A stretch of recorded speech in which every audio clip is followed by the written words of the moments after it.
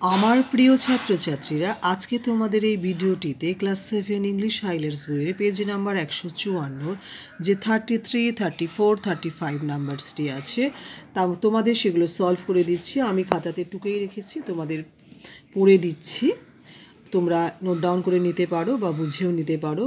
ভিডিওটি শুরু করার আগে তোমাদের অনুরোধ করব, একটি লাইক করো, বেশি বেশি করে শেয়ার করো, সাবস্ক্রাইব করে রেখো। যারা যারা সাবস্ক্রাইব করেছো তাদের অসংখ্য ধন্যবাদ।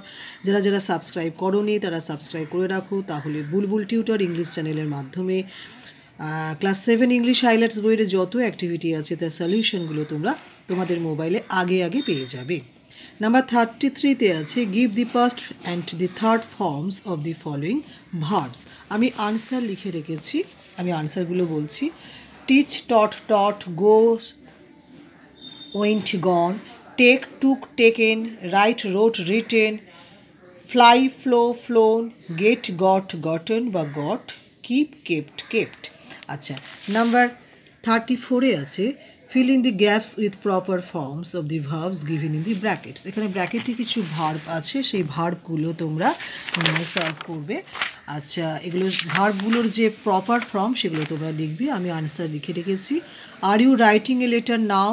When did you bought the book? Number 3, she plays every day in the park. Number 4, did he go to market? Number 5, he has already done his duties.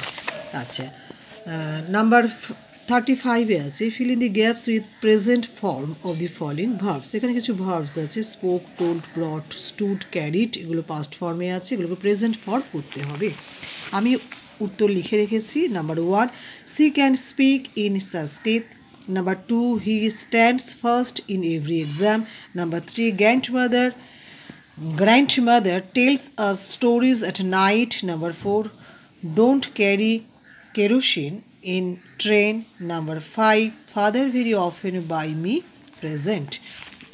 Thank you for watching this video. যদি ভিডিওটি তোমাদের উপকারে আসে তাহলে like, share, comment, subscribe করতে কিন্তু please ভুলো না।